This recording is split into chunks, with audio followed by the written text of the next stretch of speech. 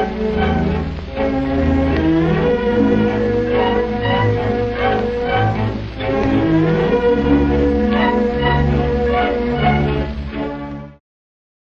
now, at this very moment, as you watch these light rays striking the magnified eye, similar tiny beams of light are entering your own eyes.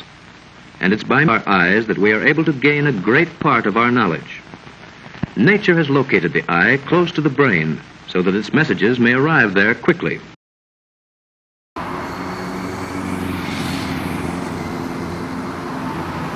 I think that for anyone who has shot one roll of film, the difference and the intrigue and why it holds such a large appeal is pretty instantly clear. There's a tactility to it that you just don't get from a digital camera. I use a digital camera as well, and I do plenty of digital editing. I'm also happy doing things digitally. But working with analog gives you a different workflow and a different relationship to the tools. So with digital, for example, I found that it kind of naturally brought me in a direction of shooting longer takes because the format allows for it. It's almost built for it, almost specifically, and also when you move the camera, if you move a digital camera, depending on what kind of camera, it can be really difficult to get a handheld shot that you really like, that it's not just adequate, but exceptional. And for me, because the photographed image takes such high priority in terms of what I want to make, having some kind of formal interest in what the images are doing, how they are shaped, essentially. Analog filmmaking was a natural fit, or it brought something more exciting for me because it presents certain limits that you don't have with digital often. So for example, when you shoot one roll of 60mm of 100 feet in the Bolex, it's almost 3 minutes. And,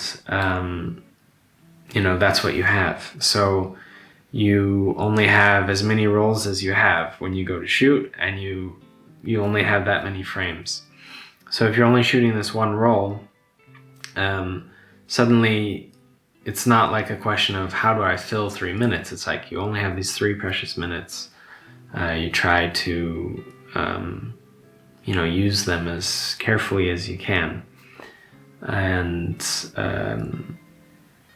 also a major physical difference for me in engaging with the tool is that when you hold down the button to record, there's this one-to-one relationship between the length that I hold the button and the length that is recorded onto the film. And to me, that held a lot of appeal. I really like sort of having more precise control while I'm filming to say, I want to capture exactly this moment.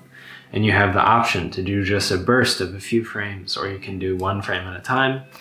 And I like that then, after you get it developed, and then if it's negative, printed to a positive copy, you can watch it on film, which is also an incredible experience. As soon as you experience it once, you don't forget it. And I like that you can sort of have this, not necessarily complete, but I don't know, you can watch exactly what you shot, and you can shoot it in exactly the sequence you want, more or less. Because when you press record on the digital camera, you always have this delay on either side. There's a moment where it hasn't quite started yet after you've pressed the button. And if you want to have very short sequences of bursts of just a few images, you have to do this digitally and editing, and it can be really tedious. So it's a completely different relationship to the feeling of creating that kind of sequence of images.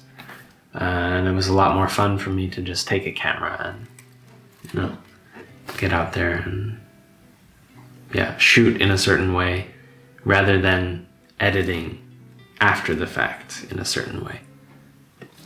So also, I felt more like in the moment with whatever I'm filming. 3 minutes, right? Or Yeah, the Super 8 cartridge will be about 2.5 minutes, maybe 2 minutes, 15 seconds.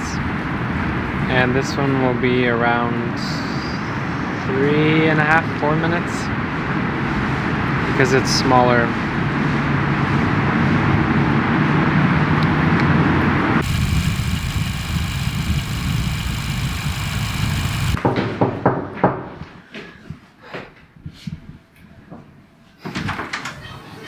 What's up? Hi.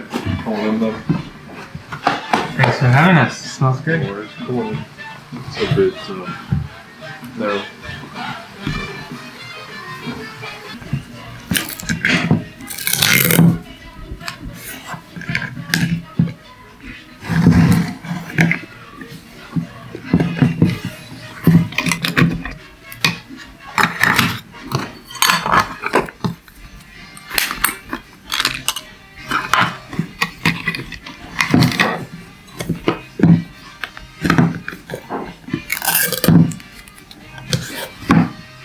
I think he only shoots exit film, and then he, you know, had multiple prints made of his recent film, which is like 20 minutes long.